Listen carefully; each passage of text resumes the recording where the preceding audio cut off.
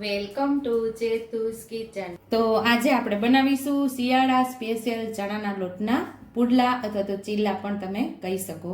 તો બાળકોને કંઈ પણ ખાવાનું મન ન થતું હોય અને શરદી ઉધરસ હોય તો આવી રીતે પુડલા બનાવીને ખવડાવો તો એને શરદી ઉધરસમાં પણ રાહત થાય છે અને ખાવામાં પણ ફરસું લાગે છે.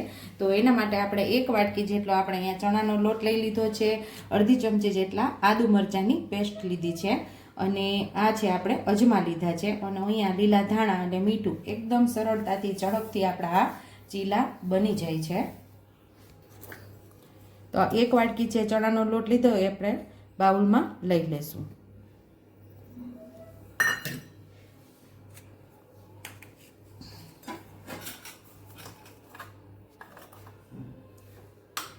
પાંચ ચમચી જેટલી આપણે હિંગ ઉમેરશું, 5 ચમચી જેટલી હળદર ઉમેરશું, 5 ચમચી જેટલી લાલ મરચું પાવડર, 5 ચમચી જેટલું ધાણા જીરું પાવડર.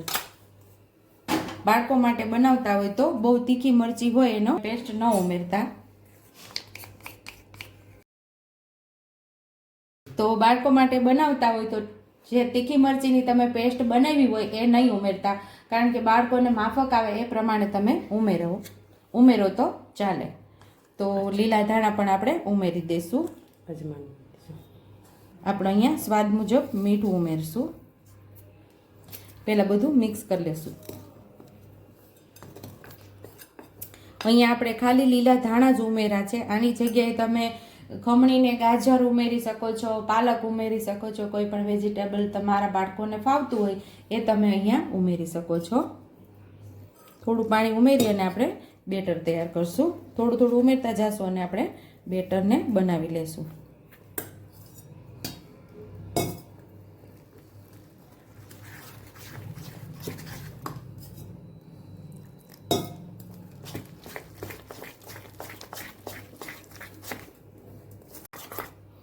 તો અહીંયા આપણે બેટરને તૈયાર કરી લીધું છે. આવું બેટર આપણે તૈયાર કરવાનું. તો હવે આપણે પુડલા તૈયાર કરી લેશું. તો ગેસ ઉપર આપણે તવી રાખી દીધી છે. થોડું આપણે તેલ લગાવશું.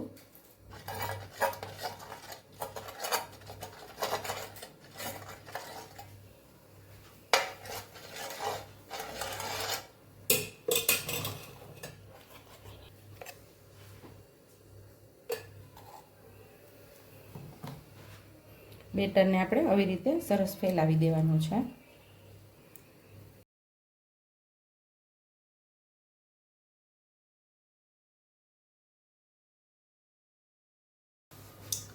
ઉપરથી ડ્રાય થાય ત્યાં સુધી આપણે એને પાકવા દેવાનો છે ને સરસ જેટલો પતલો કરો એ પ્રમાણે તમારે ફેલાવી દેવાનો છે. તો ઉપરથી એકદમ સરસ ડ્રાય થઈ ગયો છે આપણો પુડલો. આપણે એની સાઈડ ચેન્જ કરી નાખશું. તો બે સાઈડથી ફેરવતા ફેરવતા સરસ આપણે પુડલાને પકાવી લેવાનું છે. તો મસ્ત એવો બે સાઈડથી પાકી ગયો છે. તો પુડલાને આપણે બહાર લઈ લેશું.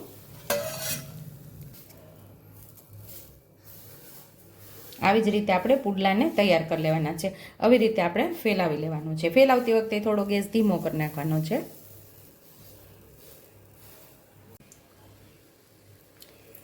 સાઈડ ઉપર થોડું તેલ લગાવી દઈશું.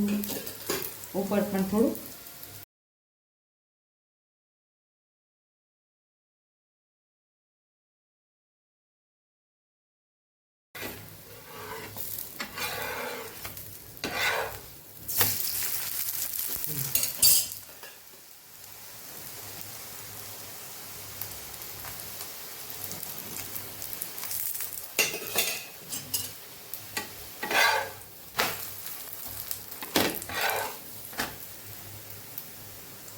તો તૈયાર છે અહીં આપણા વિન્ટર સ્પેશિયલ પુડલા અથવા તો ચીલા. જો તમને મારી રેસીપી પસંદ આવી હોય તો મારી રેસીપીને લાઈક કરજો, શેર કરજો, સબસ્ક્રાઈબ કરજો, બેલ આઇકોનને દબાવતા ભૂલતા નહીં અને કમેન્ટ બોક્સમાં કમેન્ટ કરજો કે મારી રેસીપી કેવી લાગી.